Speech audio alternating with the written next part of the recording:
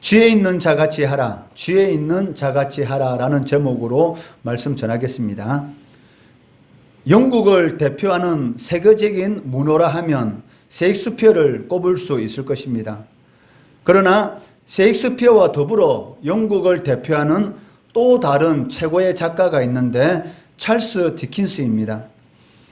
우리가 알고 있는 찰스 디킨스의 작품으로는 올리브 트위스트와 스크루지 영감이 등장하는 크리스마스 캐롤입니다. 크리스마스 캐롤이라는 소설은 1842년에 발표되었는데 이 소설에 등장하는 스크루지 영감은 지독한 구두쇠로 인색한 사람을 빗대어서 말할 때 주로 사용되기도 합니다. 그런데 문제는 많은 사람이 하나님을 마치 스크루지 영감처럼 사람을 괴롭히는 것을 즐거워하고 선한 행위에 대해서 보상해 주시기를 꺼리는 그러한 분으로 생각하고 있다는 것입니다. 그렇지만 신구약 성경에서 묘사하는 하나님의 모습은 이렇게 생각하는 사람들과는 정반대라는 것입니다. 성경은 일관성 있게 하나님은 우리에게 상 주시기를 기뻐하시는, 우리의 영혼을 너무나 사랑하시는 분이시다라고 말씀하고 있다는 것입니다. 에스겔 33장 11절 말씀해 보시면 너는 그들에게 말하라. 주 여호와의 말씀이니라. 나의 삶을 두고 맹세하노니 나는 악인이 죽는 것을 기뻐하지 아니하고 악인이 그의 길에서 돌이켜 떠나 사는 것을 기뻐하노라. 이스라엘 족속아 돌이키고 돌이키라. 너희 악한 길에서 떠나라. 어찌 죽고자 하느냐 하셨다 하라라고 말씀하고 있다는 것이죠. 하나님은 의인이 사는 것만을 기뻐하는 것이 아니라 심지어는 악인이 죽는 것에 대해서도 기뻐하지 아니하신다. 악인도 회개하고 돌이켜서 영원한 생명을 누림으로 사는 것을 기뻐하신다라고 말씀하고 있습니다. 이스라엘 백성들이 우상을 섬기는 그러한 죄를 저질렀고 지속적으로 계속적으로 그러한 범죄를 행하고 있는데도 불구하고 하나님께서는 끊임없이 돌이키라, 악한 길에서 떠나라, 죽지 말고 살아라 라고 말씀하시는 것을 보게 된다는 것이죠. 신명기 30장 19절 말씀에 보더라도 내가 오늘 하늘과 땅을 불러 너희에게 증거를 삼노라. 내가 생명과 사망과 복과 저주를 내 앞에 두었은즉 너와 내 자손이 살기 위하여 생명을 택하고, 즉 어떻게 하든지 생명을 택하라라고 말씀하시는 것을 볼 수가 있다는 것이죠. 하나님은 끊임없이 하나님의 자녀들에게 가장 좋은 것을 주시고자 하는 그러한 열정을 나타내 보이시고 있다는 것입니다. 그런데 우리는 무엇 때문에 하나님이 그렇게 주시고자 원하는 이 보상에 대해서 그토록 무관심한 그러한 마음을 가지고 있을까요? 하나님이 기뻐하는 그러한 일들을 행하면은 반드시 하나님께서 나가도 복을 받고 들어와도 복을 받는, 이 세상이 줄 수 없는 그러한 복을 주신다라고 말씀하고 계시는데도 불구하고 왜 그토록 하나님께서 주시는 보상에 대해서, 복에 대해서 무관심한 그러한 태도를 가지고 있을까요? 이것을 오늘 본문 말씀에서는 지혜 있는 자와 지혜 없는 자로 대조하고 있다는 것입니다. 바울은 성도들에게 그리스도인이 어떤 일을 행함에 있어서 자세히 주의하라라고 말씀하고 있습니다. 왜냐하면 그 일을 행함으로 말미암아서 지혜 없는 자가 될 수도 있고 지혜 있는 자가 될 수도 있다는 것이죠. 15절 말씀해 보시면 그런즉 너희가 어떻게 행할지를 자세히 주의하여 지혜 없는 자같이 하지 말고 오직 지혜 있는 자같이 하라라고 말씀하고 계십니다. 여기 지혜라는 단어는 신구약 성경 전체를 통해서 자주 나타나는 중요한 단어입니다. 잠언, 전도서와 같이 구약 성경에 몇 권의 책은 지혜서라고 불리기도 하고 있습니다. 성경에서는 지혜 없는 사람을 일컬어서 어리석은 사람 또는 하나님의 자녀가 아닌 그러한 사람들을 지칭하기도 합니다.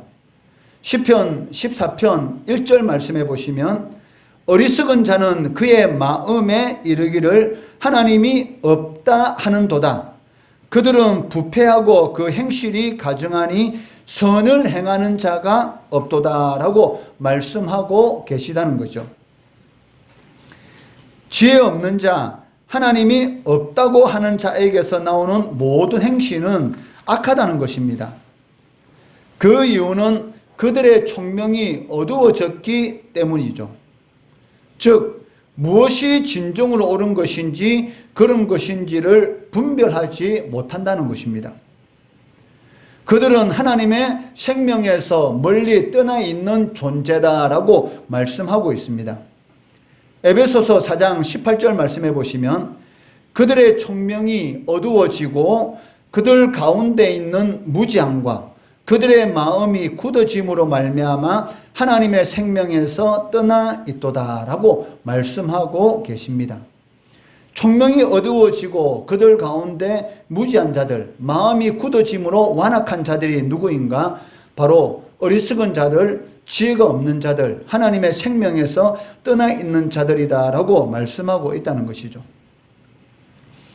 지혜 없는 사람, 어리석은 사람의 특징 중에 첫 번째가 무엇이냐면 일반적으로 감정의 지배를 받는다는 것입니다. 이성적으로 판단하고 평가해야 될 문제를 이 감정에 휩쓸려서 감정의 차원으로 평가하고 대조한다는 것이죠. 자신의 마음에 들면 그것이 옳은지 그른지도 전혀 분별함이 없이 무조건 좋다고 생각하고 자신의 생각과 맞지 않으면 그것은 나쁜 것이라 생각하는, 즉 감정의 차원에서 모든 것을 평가하고 대조하는 이런 사람들을 어리석은 자다, 즉 지혜 없는 자다라고 말씀하고 있습니다. 이들은 하나님께 드리는 예배에 있어서도 하나님께 영광 돌리는 그러한 예배가 기준이 아니라 자신의 즐거움을 추구하는 그러한 시간으로 갖기를 원한다는 것입니다.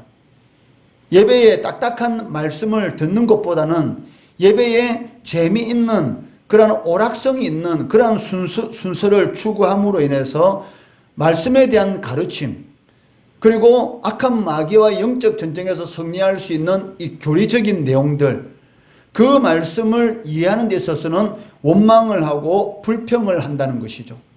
어떻게 하든지 귀에 듣기 좋은 소리만 들으려고 한다는 것입니다. 이런 자들이 바로 어리석은 자들, 즉 감정의 차원에서만 평가하고 판단하는 그러한 자들이다라고 말을 할 수가 있다는 것이죠. 두 번째로 어리석은 자의 또 다른 특징은 욕망에 의해서 지배를 받는다는 것입니다. 자신이 원하는 것은 무엇이든지 다 가지려는 그러한 욕망을 보이고 있습니다. 그리고 자신의 욕망에 따라서 모든 것을 결정한다는 것이죠. 이 세상을 살아가면서 자신이 원하는 것 다 가질 수 있는 사람이 과연 얼마나 될까요? 사람의 마음은, 사람의 욕망은 이 블랙홀과 같기 때문에 채워도 채워지지 않는 그러한 것입니다. 그런데도 불구하고 어리석은 자들은 자신이 원하는 것은 무엇이든지 갖겠다라는 그러한 생각을 가지고 살아가기 때문에 다른 사람이 어떤 피해를 받든지 다른 사람이 어떤 고통을 당하든지 거기에는 전혀 상관없이 사람에게 피해 입히는 그러한 많은 일들을 행하게 되는 것을 볼 수가 있습니다. 그런데도 불구하고 그들의 삶 가운데는 떠나지 않는 것이 있다는 것이죠. 그것이 무엇일까요? 바로 결핍이라는 것입니다. 많은 것을 추구하고 많은 것을 쫓아 살아가고 있는데도 불구하고 항상 부족해서 다른 사람의 것을 착취하고 다른 사람의 것을 뺏으려고 하는 그런 삶을 살아갈 수밖에 없다는 것이죠. 그래서 성경은 무엇이라고 우리들에게 경고하고 있습니까? 욕심이 잉태한 즉 죄를 낳고 죄가 장성한 즉 사망을 낳느니라 라고 경고하고 있다는 것입니다. 그렇다면 성경에서 말하는 지혜로운 사람은 어떤 사람일까요? 바울은 오늘 본문 말씀을 통해서 세 가지로 말씀하고 있습니다. 첫째는 세월을 아끼는 사람이다 라고 말씀하고 있다는 것이죠. 16절 말씀해 보시면 세월을 아끼라 때가 악하니라 라고 말씀하고 있습니다. 여기에서 세월을 아끼라 라는 이 구절은 기회를 사라라는 그러한 말로 해석할 수가 있습니다. 쉬운 성경이라는 책에서 이 내용을 보게 되면 선한 일을 할 수 있는 기회를 잘 붙드시기 바랍니다 라는 그러한 내용으로 해석하고 있습니다. 이처럼 성도가 기회를 잘 붙들어야 하는 그 이유가 무엇일까요? 바로 때가 악하기 때문입니다. 세월을 아끼라라는 이 말씀은 단순히 시간을 낭비하지 말라라는 그러한 뜻으로 하는 말이 아니라는 것입니다. 이 세월을 아끼라라는 이 말의 의미는 이미 이 세상에서 너 자신을 위해서 다른 일을 한다고 지금까지 보낸 시간으로 족하다는 것이죠. 지금까지 내 자신의 욕망을 위해서, 내 자신의 필요를 위해서 그렇게 열심히 살아왔지 않느냐? 이제는 그렇게 보낸 시간이 이제는 족하기 때문에 기회를 잡아라라는 그런 의미를 지니고 있습니다. 이제는 자신의 삶을 무의미한 일에 허비하지 말라라는 그러한 의미를 가지고 있다는 것입니다. 잠시 있다가 없어지는 안개와 같은 것에 모든 것을 거는 것이 아니라 영원한 것에 소망을 두라라는 그러한 의미를 지니고 있다는 것이죠. 이에 대해서 베드로 사도는 무엇이라고 말합니까? 베드로전서 4장 3절 말씀해 보시면 너희가 음란과 정욕과 술취함과 방탕과 향락과 무법한 우상 숭배를 하여 이방인의 뜻을 따라 행한 것은 지나간 때로 족하도다라고 말씀하고 있다는 것이죠. 즉 하나님이 아닌 다른 것을 내 마음의 중심에 두고 살아온 세월들, 지금까지 그렇게 살았다면 이제는 족하다. 이제는 잠시 있다가 없어지는 것에 그만 기회를 낭비하고 영원한 곳에 내가 가지고 있는 그러한 기회를 사용해라 라는 그러한 의미를 지니고 있다는 것입니다. 누가복음 16장에 보시면 불의한 청지기의 비유가 나오고 있습니다. 어떤 부자에게 청지기가 있었습니다. 이 청지기는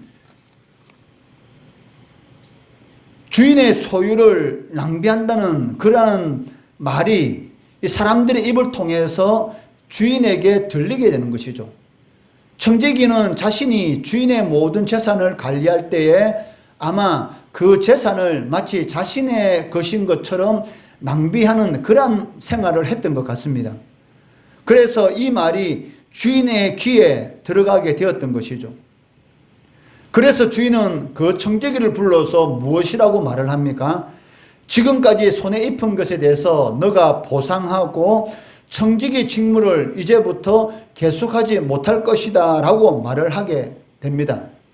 이 말을 들은 청지기는 고민에 빠지게 된 것이죠. 땅을 파서 농사를 지으면서 일을 하려고 하니까 자신의 힘이 없고 또 빌어 먹으려고 하니까 부끄러워서 그러한 일들을 도저히 할 수는 없다라는 그런 생각이 들었습니다. 이때 청지기 머릿속에 문득 떠오르는 한 가지 지혜가 있었는데 그것이 무엇이냐면 이러한 위기를 기회로 돌려야 되겠다라는 그러한 생각을 하게 되었던 것이죠.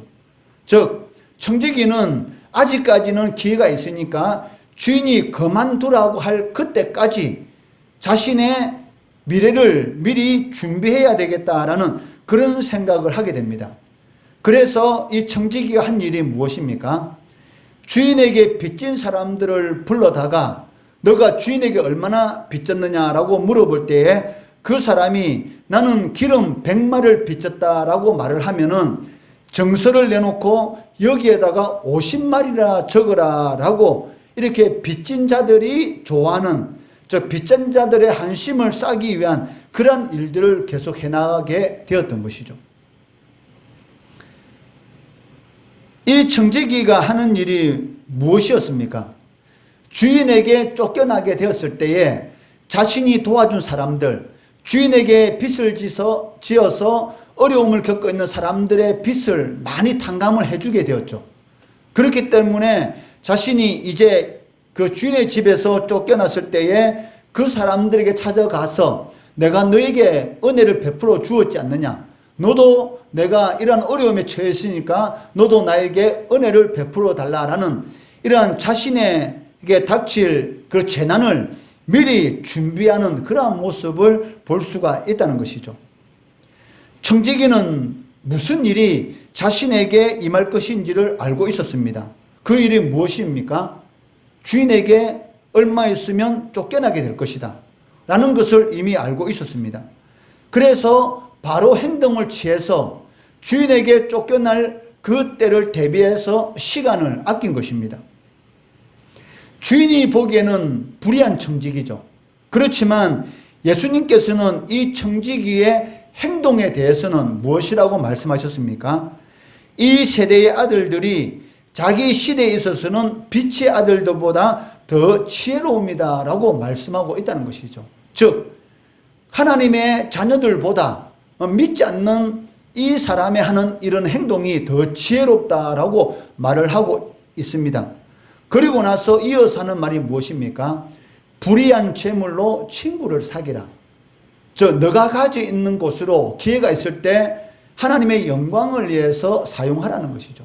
여러분들이 가지고 있는 건강, 여러분들이 가지고 있는 시간, 그리고 여러분들이 가지고 있는 재물, 이런 것들로 통해서 하나님이 기뻐하는 그러한 일을 할 수 있는 기회를 사라라는 그런 의미를 지니고 있습니다. 우리는 과연 죽음 이후의 세계에 대한 준비를 얼마나 착실히 잘 하고 있습니까? 우리는 과연 죽음 이후에 있을 그런 일들에 대한 기회를 지금 사고 있습니까? 우리는 우리 자신을 위해서 과연 보물을 하늘에 쌓아두고 있습니까? 불신자들은, 믿지 않는 자들은 이 세상의 삶을 자기의 영원한 터전으로 생각하고 살아가고 있습니다. 그러나 신자들에게 있어서 이 세상은 지나가는 세상임을 항상 인식하고 살아가야 한다는 것입니다. 베드로전서 2장 11절 말씀해 보시면 사랑하는 자들아 거류민과 나그네 같은 너희를 권하노니 영혼을 거슬러 싸우는 육체의 정욕을 제어하라 라고 말씀하고 있습니다. 너희들은 나그네와 같다. 그러므로 육신의 정욕을 위한 삶이 아니라 하나님의 영광을 위한 그러한 삶을 살아가야 된다라고 우리들에게 권면하고 있다는 것이죠. 그리고 빌립보서 3장 20절 말씀해 보시면 무엇이라고 기록되어 있습니까? 우리의 시민권은 어디에 있다? 하늘에 있다. 우리의 원래 고향은 하늘나라입니다. 이 땅은 잠시 있다가 스쳐 지나가는 그러한 장소에 불과하다는 것이죠. 그리스도인들의 본향, 원래 고향은 하늘이다, 천국이다라고 말씀하고 계십니다. 이 세상에 있는 모든 구원받은 하나님의 백성들은 본향을 떠난 사람들을 의미하고 있다는 것이죠. 고향을 떠난 사람들은 반드시 다시 고향으로 돌아가게 된다는 것입니다. 그렇기 때문에 주님은 너희들이 원래 고향인 본향으로 돌아갈 때에 너희들을 영접할 많은 사람들을 준비해 두라라고 말씀하고 있다는 것이죠. 불의한 청지기가 주인에게서 쫓겨났을 때에 자신에게 은혜를 입은 많은 빚쟁이들이 얼마나 환대하겠습니까? 너무나 감사했습니다. 그때 그렇게 빚을 많이 탕감해 주어서 고맙습니다. 우리 집에서 와서 지내세요. 이렇게 하는 그 불의한 청지기를 환영하는 사람들이 얼마나 많겠습니까? 마찬가지로 여러분들이 이 세상에 기회가 있을 때 하나님이 기뻐하는 많은 일들을 통해서 여러분들이 천국으로 들어갈 때에 많은 믿음의 선진들이 여러분을 마중할 수 있는, 여러분을 환대할 수 있는, 환영할 수 있는 그러한 많은 일들을 쌓아라라고 말씀하고 계시다는 것이죠. 데살로니가전서 2장 19절에서 20절 말씀해 보시면 우리의 소망이나 기쁨이나 자랑의 면류관이 무엇이냐? 주님께서 강림하실 때 우리 주 예수 앞에 너희가 아니냐? 너희는 우리의 영광이요 기쁨이라.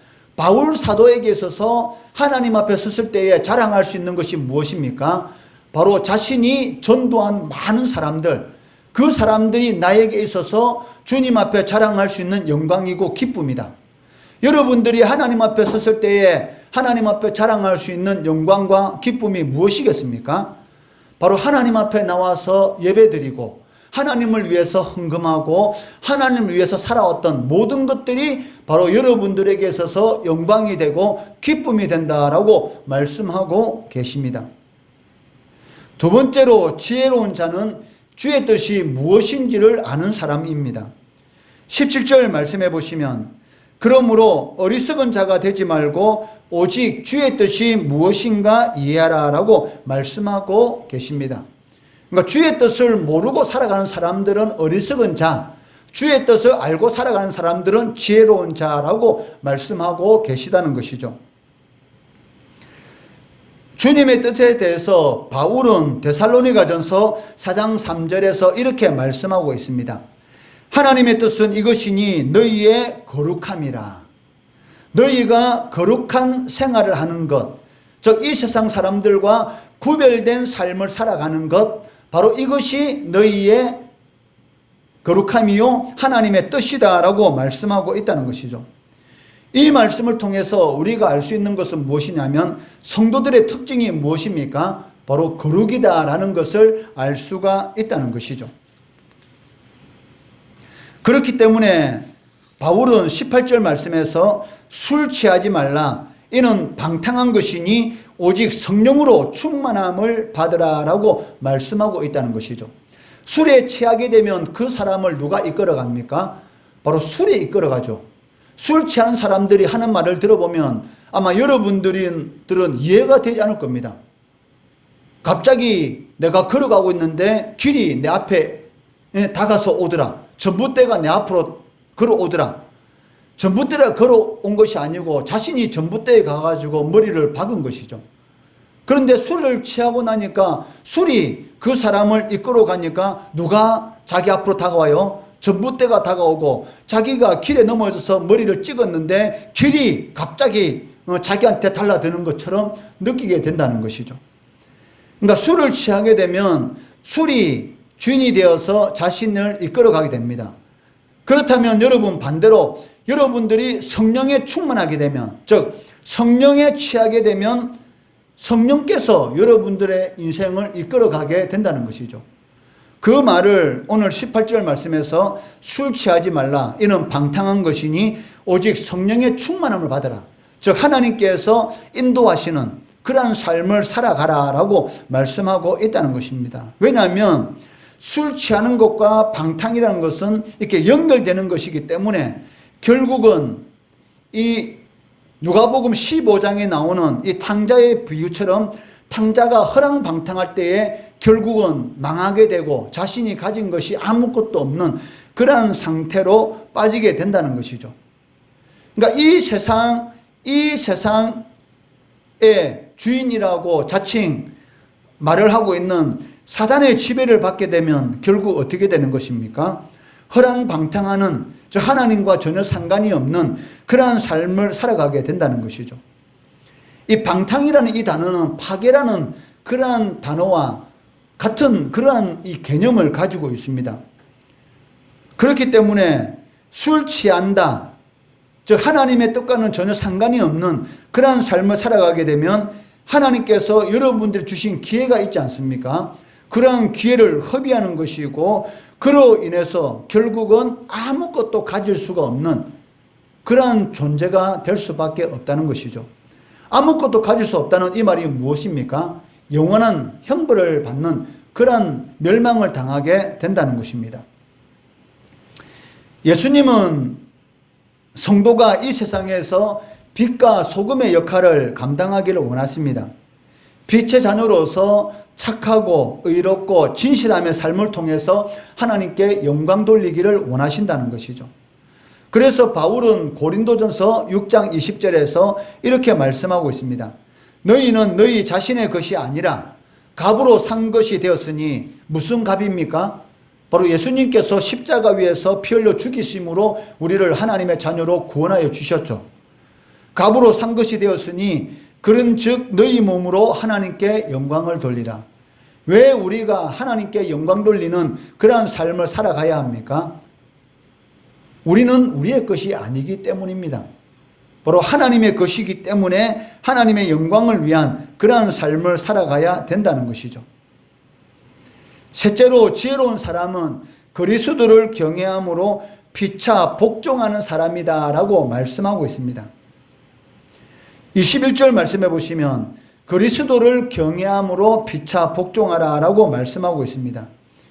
이 말은 그 성도는 피차 복종하는 그러한 삶을 살아가야 되는데 그 이유가 무엇입니까? 바로 그리스도를 경외하는 그러한 사람들이기 때문이라는 것이죠. 여러분들이 그리스도를 믿는 사람 그리고 그리스도를 경외하는 사람이라면 서로 섬기는 서로 피차 복종하는 그러한 삶을 살아가야 한다는 것입니다. 이것이 바로 인간관계의 기본 원리인 것을 말씀하고 있다는 것이죠. 그렇기 때문에 바울은 그리스도를 경외함으로 피차 복종하라라는 이러한 말씀을 먼저 하고 이어서 에베소서 5장 22절부터는 아내와 남편, 자녀와 부모, 종과 상전의 인간관계에 대해서 말씀하는 것을 볼 수가 있다는 것이죠. 말씀을 맺겠습니다. 바울은 성도가 어리석은 자가 아니라 지혜 있는 자가 되라라고 권면하고 있습니다. 그렇다면 지혜 있는 자는 어떤 사람일까요? 첫째는 세월을 아끼는 사람입니다. 즉 하나님의 영광을 위해서 살아갈 수 있는 그러한 기회가 있을 때 그 기회를 사는 사람, 그 기회를 잘 이용하는 사람이다라고 말씀하고 있습니다. 둘째는 주의 뜻이 무엇인지 아는 사람입니다. 주의 뜻을 잘 분별해서 주님의 뜻대로 살아가는 사람, 그러한 사람이 지혜 있는 사람이다라고 말씀하고 있습니다. 셋째는 그리스도를 경외함으로 피차 복종하는 사람이다라고 말씀하고 있다는 것이죠. 이러한 지혜 있는 자의 삶을 통해서 성도로서 구별된 모습을 통해 하나님께 영광 돌리는 그러한 우리 성도 되시기를 주의 이름으로 축원합니다.